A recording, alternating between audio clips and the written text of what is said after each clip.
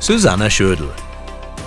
She's been flying high for years now, but does so quietly.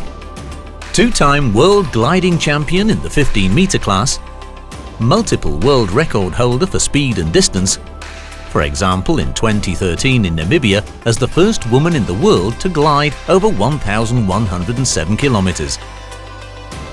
German champion in 2010, member of the German national team from 2004 to 2013. She not only has a license to glide, but also for motorized flight and ultralight aircraft. Her home airport is Hahnweide in southwest Germany. Back on the ground, she's very busy right now, with measurement systems for air and water focusing on gauging greenhouse gases in the atmosphere. Before that, she was helping out in various leadership positions at charitable non-profit and government organizations, such as Germany's Federal Chancellery, the State of Hesse's Social Ministry, the Susan G. Komen Breast Cancer Foundation, and the Fédération Aéronautique Internationale, headquartered in Lausanne, Switzerland. Welcome, Susanne Schoedel. Guten Tag, Frau Schoedel. Hello, Miss Schoedel. Hello, Mr. Schmidt. So pleased to have you here today. And you flew in safely? Yes. Weather made it a bit difficult, but it worked out. Yes. And then you use our watch for this? Mm-hmm. And how do you use it? Well, this Sinn watch, this lovely one here, has been my companion for many years. It's very important for me to be able to tell time easily and properly all the time. And this watch is just really very good for that. And something I do again and again is activate the stopwatch when I take off on a glide.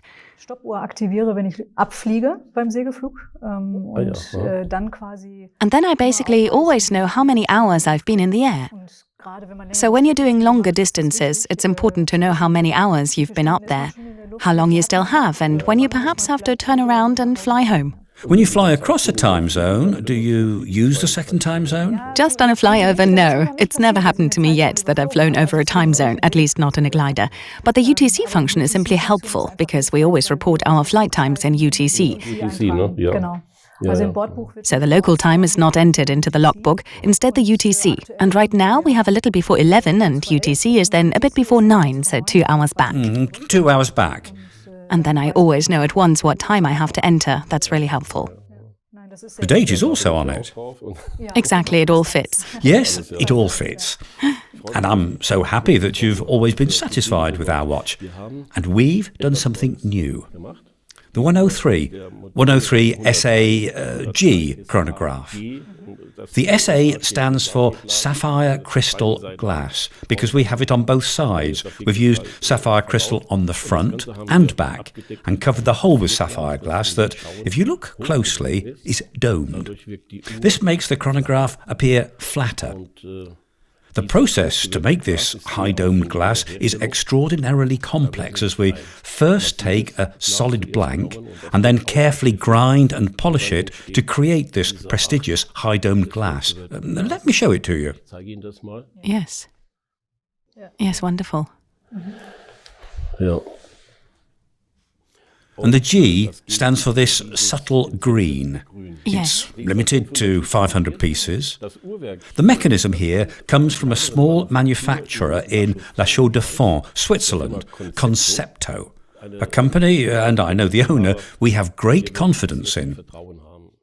The case is produced in our own factory in Glashütte, Saxony, Germany. Mm-hmm. And it is synonymous for high technical demands, utmost quality. But of course, development, assembly, mounting, final testing and regulating, that it works flawlessly, that all takes place in-house. Yes. Design, too. Yes. Also using it, you know that from others, from your own watch. Here you activate the chronograph and stop and back. That works here the same way. We have a day-date display, and you can measure short time elapsing up to 12 hours here with a chronograph. Und Die Kurzzeit kann man auch bis 12 Stunden messen. It can also be read at night, of course, but you also know that from yours. So, in that respect, the functionalities of the watch, as far as readability is concerned, are about the same. Otherwise, you can use the rotating bezel to bookmark times. By the way, I once had a watch from another manufacturer that had a bright dial and relatively bright hands. And that was totally useless for flying.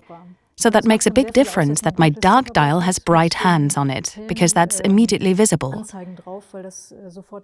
But when you're sitting in full sunlight, you're sitting in a glider virtually unprotected. Ah, good to know. A dark dial is truly the right choice for that. Look at this. Thank you. And the green has worked out exceedingly well. It also reminds me of Namibia, by the way, of my long-distance flights in Namibia. You set a record, didn't you? Yes, several. But I find the last one particularly special. It's the one for 1,107 kilometers on a single flight. So you have to deal with thermals there, when air rises up somewhere. Yes. So as we're talking about Namibia here, the colour reminds me of Namibia.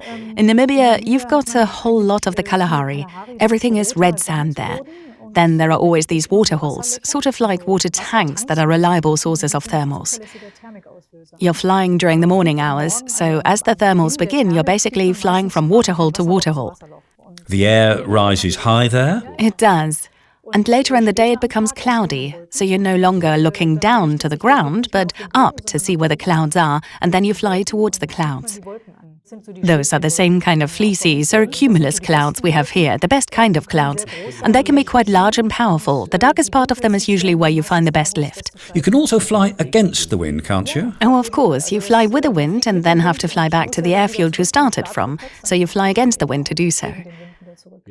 And time always plays an important role in this. Is the aircraft heated at all? No. So in the summer it's very hot and in winter really cold.